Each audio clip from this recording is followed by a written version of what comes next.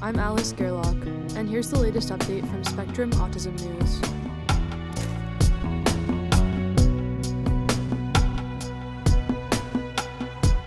Immune Molecule Alters Cellular Makeup of Human Brain Organoids by Charles Q. Choi. Human brain organoids exposed to an immune molecule show an increase in radial glia cells, key precursors to many brain cells, as well as changes in gene expression, a new study finds. The results jibe with those from mice exposed prenatally to the molecule. Further experiments on these brain organoids may help scientists understand why severe infection during pregnancy is linked to a slightly increased chance of having an autistic child. For the first time, we have shown that brain organoids can be used to model the effects of maternal immune activation on brain development, and that our results are generally coherent with mouse models, says lead investigator Simone Mayer, an independent research group leader at the Hertie Institute for Clinical Brain Research at the University of Tübingen in Germany. Interleukin-6, IL-6, a molecule secreted by white blood cells in response to infection, can trigger inflammation and influence fetal brain development in mice, previous studies suggest.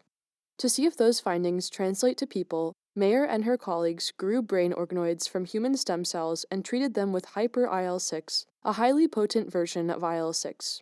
To mirror the way IL-6 spikes in the body after an infection, Mayer's team treated the organoids for 5 to 10 days, starting on day 45 of their growth when they mimic the neocortex during early mid-gestation. The neocortex is the most recently evolved part of the brain and is key to sensory perception, conscious thought, and language. The treatment slightly boosted the organoids' levels of radial glia cells, which give rise to neurons and have protrusions that serve like railways for young neurons to migrate to their final location, Mayer says, and so support the correct layering of the neocortex. This result may explain why the organoids later show abnormal changes in the number and position of upper layer neurons 35 days after hyper-IL-6 treatment. This work adds to the growing literature that suggests autism spectrum disorder is related to abnormal neuroprogenitor differentiation, leading to alterations in the proportion of cell types in the brain, says Brandy Meyer, lead investigator at the Lieber Institute for Brain Development in Baltimore, Maryland, who was not involved with the study. Of all the cell types in the organoids, radial glia cells showed the greatest change in gene expression after hyper-IL-6 treatment, including an uptake of immune response-related genes and a decrease among genes involved in protein production. This finding corroborates previous research in animal and in vitro models of maternal immune activation, says Andre Sousa, assistant professor of neuroscience at the University of Wisconsin-Madison, who was not involved with the study. The scientists also identified genes whose expression changed after immune reactions in the organoids, but not in previous mouse models of maternal immune activation. Although animal models are useful in analyzing aspects of autism and other neurodevelopmental conditions, they may not fully reflect the complexity of the human brain and its development, Mayer says. The scientists detailed their findings on 6th of March in Molecular Psychiatry. The study's main drawback is the organoid's lack of immune cells called microglia, which mediate responses to maternal immune activation, Mayer says. She and her colleagues plan to incorporate microglia in future studies. In addition, the organoids were derived from the stem cells of neurotypical men.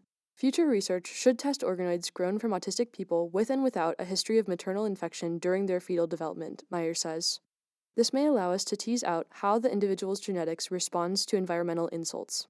Future studies should also generate organoids from female cells and test other immune molecules, such as IL-17A, says Rose Glass, a doctoral candidate in Jason Stein's lab at the University of North Carolina at Chapel Hill, who was not involved with the study.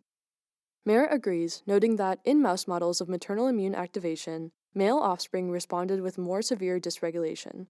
Considering that the prevalence of autism diagnosis is higher in boys compared to girls, the question is whether girls have resilience mechanisms.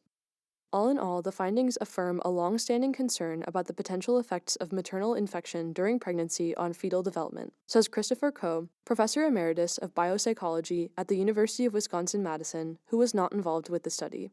However, as exciting as ex vivo cellular models are, one still needs to confirm the findings with in vivo studies.